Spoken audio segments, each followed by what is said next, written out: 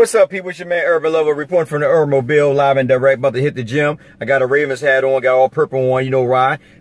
Not only because of the Lakers. I'm not a big Ravens fan. I am a Redskins fan when it comes to football, but I ain't watched football in like 4 years. But I wear this hat because when I go to work out, I sweat hard. Sometimes my brother stank, you know, it smells like a must. I do it for a reason because I take it off and give it back to my daughter mother because she's a big Ravens fan. She don't wash her hats. So I do it. I sit it on the door, and when she go time to go out with her girlfriends to cheer on the Ravens, the girl's like, "Damn, girl, your hair stink. What the hell's wrong with you?" He did it to me again. Anyway, look, Brad Stevens.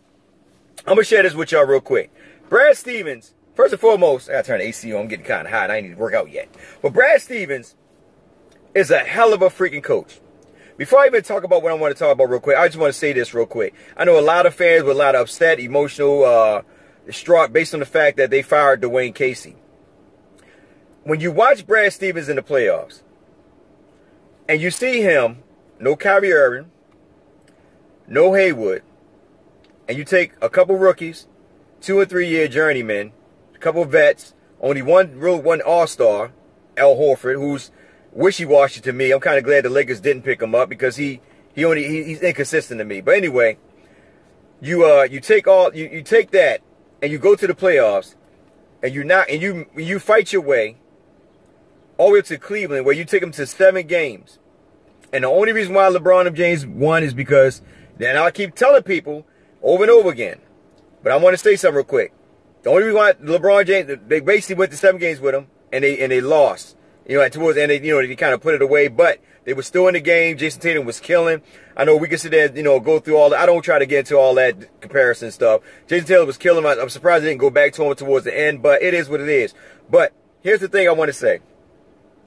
Dwayne Casey played LeBron. I mean, played LeBron in them. They got swept.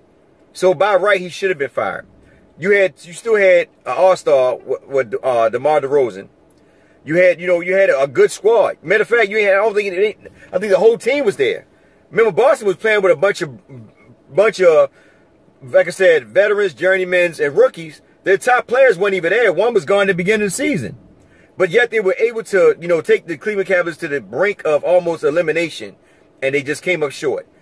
Freaking Toronto, everybody was, saying Toronto should have beat them and this and that. Toronto, everybody had Toronto beating Cleveland based on the fact it was only LeBron.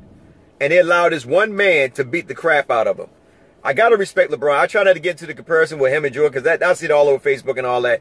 They played 2 different positions, 2 different eras. So I try not to get into that. And, a lot of people say LeBron flopped, but we can name players throughout the course of history that had a signature style that they got away with. They didn't call it. Shaq, in the paint for like over 5-6 seconds. Charles Barkley in the paint for over, I don't know how long. They had to change some of their rules just for Shaq and Barkley. Patrick Ewing used to do the 3-foot step. I can go on and on. I mean, I can sit there and just name players who just got away with stuff. But at the end of the day, it's about ratings and it's about revenue. Simply put, whoever thought that the Boston Celtics were going to beat LeBron and them, they was crazy. The only way they'd let them happen if they had Kyrie Irving and Haywood. Other than that, they weren't going to let them guys beat them because the ratings would still be there because at the end of the day, you would like to see somebody play against somebody different play against the Warriors. But because it's LeBron and LeBron is the face of the NBA, they're going to make sure LeBron get into the finals anyway, regardless of what we think. But here's the thing about that. LeBron James, and I don't want to keep talking about that because I want to talk about the Lakers real quick. But LeBron James, if you think about it, the reason why LeBron James was beating all these players up and beating these teams up, and I know a lot of fans said it was a ref. No. The reason why he beat up is the same reason why Julius Randle was manhandling guys down low in the paint. He was attacking the basket. And that is something that a lot of these teams don't do a lot, man. They done took on the Golden State Warriors philosophy and they utilize it to the point where, what's that old saying? Live by the jumper, die by the jumper? Okay, LeBron James was taking to the paint, drawing fouls. He wasn't sitting back shooting jumpers. That's where the Celtics kind of hurt themselves towards the end because instead of them attacking the paint, because they were getting calls for them. So it was kind of like, when they were looking out for him, not really looking out for him, but they were calling the plays. But at the end of the day, some plays they let them play. Both teams, you can't sit there and say, well, they let LeBron play. No, they're letting the Celtics play as well. But there were some plays where, matter of fact, towards the end, where instead of them executing and going to the basket, they decided to settle for 3-pointers. And this is when they got blown up by 10 points. And I think that was the most stupid thing. That's the only fault I have on them as a young players and a young coach. But I still got to take my hat off to Stevens because at the end of the day, this guy is a freaking good coach. You cannot deny that he's a good coach and he should win Coach of the Year. Dwayne K should not get coach of the year. It should go to Stevens. I'm sorry. This guy had a beat-up team. Two of his stars were out. Well, his stars were gone. One at the beginning of the season, one throughout the season. And he still managed to get these guys in the playoff and almost took Cleveland to the chance of elimination. Now, based on that alone, I want to ask you guys this, and I know it's going to be a lot of controversy. A lot of guys are going to be like, see, I want y'all the guys to think. I don't want you to get caught up in your feelings. I don't want you to make excuses. I just want to ask you this. How long do you think that Luke Walton has with the Lakers before they decide to look somewhere else? And the reason why I'm saying this is because you got to think about it. Magic Johnson, Pelinka, they're, you know, especially Magic Johnson. Magic Johnson is he played basketball. You know what I mean? He played basketball. He was there when was it down? Was it? I can't think of that. Hurst. Del Hurst. Was it Del Hurst? No, Del Hurst with Nick. I can't think of the guy's name, but Magic Johnson got this one coach fired, and that's when they brought Pat Riley in. I can't think of the guy's name, but they got rid of him and they brought Pat Riley in. But anyway, I'm gonna share this with you guys. You got to look at it like this. Magic Johnson and Pelinka, remember, they not only scouting the players, but they also scouting, you know, the fundamentals of what's going on, even with the coach and everything else. So if you look at it, you got to think like I'm thinking. They're looking at Steve and say, man, this guy took a team with nobody to the playoffs and always beat LeBron James in them. And you got to look at Luke Walton.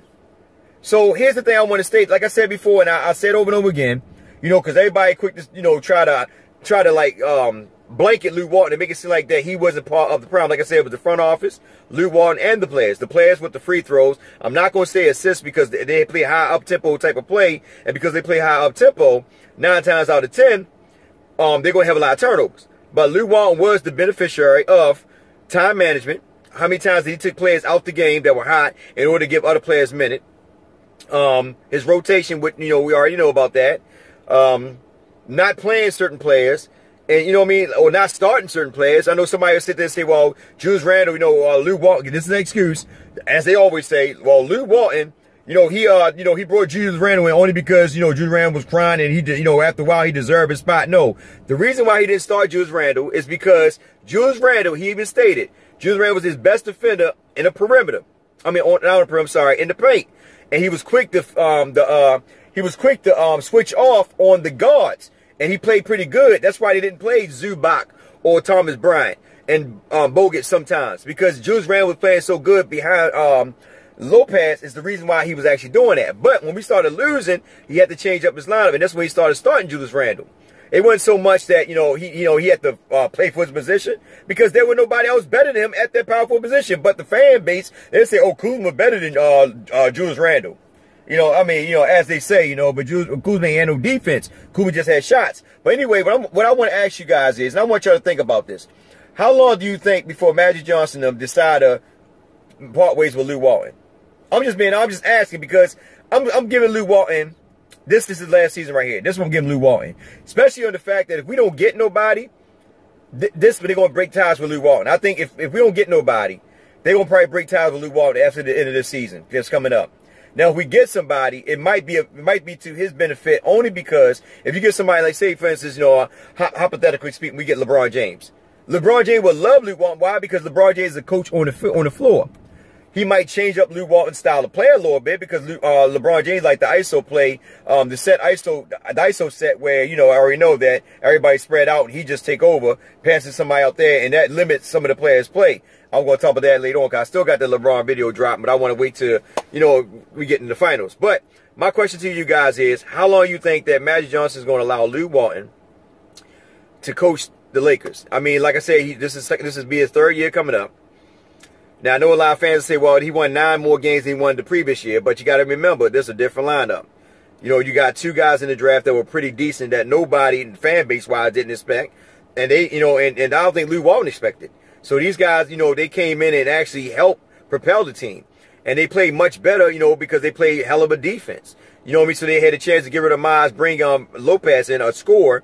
Yeah, he might not be defensive-wise, but he was a scorer that helped out on the team when it was needed. So that's my question to you guys.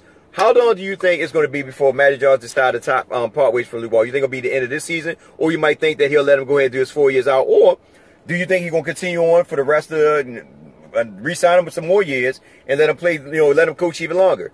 But I'm thinking like this, based on the fact the way Stevens coached his Boston Celtics, I think Magic Johnson is going to start evaluating Luke Walton as well. That's what I'm thinking because this guy, like I said, ain't had nobody and almost had a chance to beat LeBron James.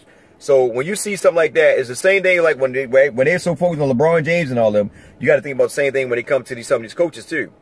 You know what I mean? At the end of the day, you got to look at it. I know a lot of, media will be like, well, Lou Walton's doing a good job, this and that, and I'm not knocking that he's not doing a good job. But one thing about the league organization, they want excellence. So in retrospect to that, if Lou Walton can't get these guys over the hump, especially if we don't get no free agent, if they can't get over the hump, I believe that this will be his last season coming up right here.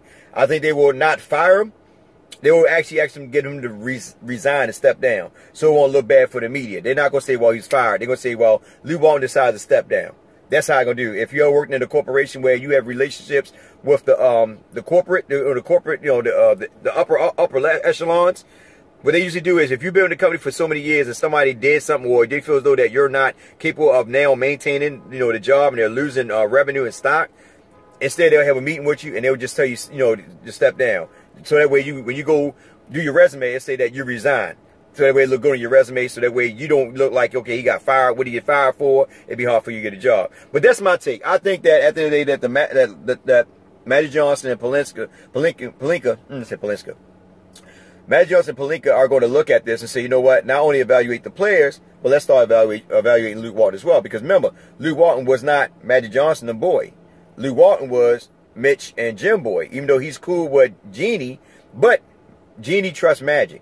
Regardless of, Luke Walton being the boy and all, being down with the group and all that, Jeannie trusts Magic. And she's willing to make sacrifices for Magic. Simply put. So, that's my take. Anyways, your man Herbal Lover got to get in this gym, go ahead and get sweated up so I can go get this hat funky so I can give it to my daughter and mother, hanging up on yeah, plus the football season will start. Yeah, it's going to be sitting there for a while. Woo-wee! But anyway, take care. You have a blessed one. Love you guys. You got in the comment section. Tell me what you think about the Lou Walton situation. Do you think that they're going to let him, that he's going to be gone by All-Star break this season, going at the end of the season, or will Magic Johnson extend his contract and allow him to, coach a couple more years afterwards?